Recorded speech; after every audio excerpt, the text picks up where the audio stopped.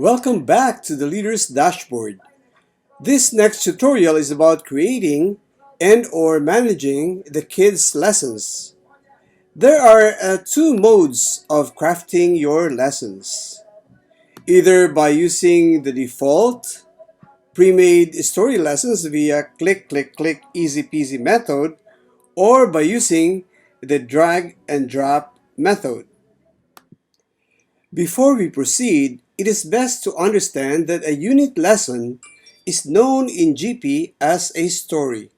One story, specially suited for higher grade children, contains a series of 12 catechetical areas, and one full GP curriculum contains 24 stories, such as these. The 12 areas are the following: prayer and praise. The user starts the GP journey with prayer and praise. The user learns some of the basic prayers and songs in this area. These are actual screenshots of the actual GP app.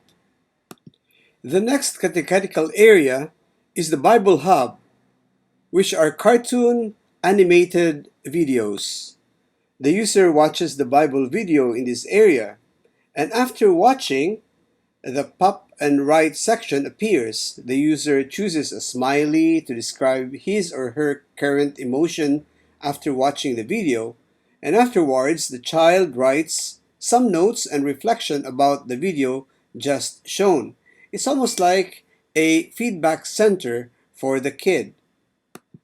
The mini games are divided into many different sections. Here, minigame 1, every minigame is unique and immersive. The game mechanics are meant to engage the child user. In between plays, the user finds relevant questions about the preceding video or interactive lesson. Here are screenshots of the minigame 1. The next catechetical area is called Godly Teachings. They contain frame-by-frame pictorial catechesis. GP has more than 72 godly teaching topics and themes in total, and it's growing. Each GT lesson has sequential frames from 1 to 18 or 1 to 23. The next button are only clickable once the audio is finished narrating.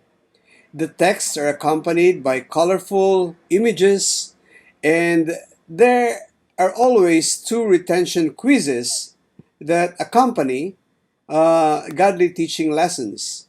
Here, they are meant to aid the child user in attaining knowledgeability of the lessons. The next catechetical area is Minigame 2. Across all minigames, the user needs to attain at least 1 star for certain games. It's highly gamified. In other game interface, the user needs to refrain from losing his or her heart points in order to stay in the game. In this catechetical area, Mission Adventures, the user performs and completes offline tasks in order to continue in the game. The points gained in this section goes to God's point. The user may choose to fulfill 3 tasks, but if he or she completes 5 tasks, the user gains a holy collectible and the coveted holy badge. The next catechetical area, catechetica video or videos, are continuation videos or deepening videos of the earlier Bible Hub lessons. The user watches an animation video that deepens the lessons of the prior Bible Hub video. Then, the pop and write section appears. The user again chooses a smiley to describe his or her current emotion after watching the video. Afterwards, the child writes some notes and reflection feedback about the video just shown. In between, there's again the minigame 3. The minigame here is one of the 96 unique and immersive games with retention Q&As relating to the kids' catechetical formation in GodsPark app. The next catechetical area is Saints and Discoveries. In the Saints section, you will discover the colorful lives of the saint. The user clicks on the sequential frames of the saint's lesson. The next button is non-clickable until a frame is engaged via narration. There are always 2 retention quizzes in every saint's lesson. And only after clicking the correct button and answer will the next button be available. Every saint lesson is paired with discovery lessons like this. There you have discovering sacred objects, discovering sacred lessons, or discovering sacred symbols, discovering sacred ministries, discovering sacred passwords like the Lord be with you or I confess, discovering sacred actions, and discovering the path to reconciliation. These are cluster lessons that open the user's eye to see the beauty of church life and the sacrament. The next catechetical area is minigame 4. In this 96 minigames and growing, the educational strategy employed is stealth learning. The kid does not know that he or she is learning while playing. The user associates learning with fun environment and engagement, and here they have fun faith and cool catechesis. The next catechetical area is called Church Life Action Plans. This section mimics the Mission Adventures section. The tasks here are divided into 3 categories: I did it tasks, photo tasks, and audio tasks. In I did it, the user simply clicks the button once she or he fulfills his or her tasks. The photo and audio tasks need to be validated by the child's parents or the parish leader. Only after validation will the next section be unlocked. This assures the user's offline and face-to-face involvement outside the gadget. The next catechetical area is the Bootcamp. Bootcamp is an assessment tool or a recap mechanism to ascertain learning and catechetical retention. The user engages once again the Q&As of lessons that he or she has undertaken in the prior catechetical sections or areas of that unit lesson. Upon passing, he or she earns a holy collectible and a free pass to the next level of game and engagement.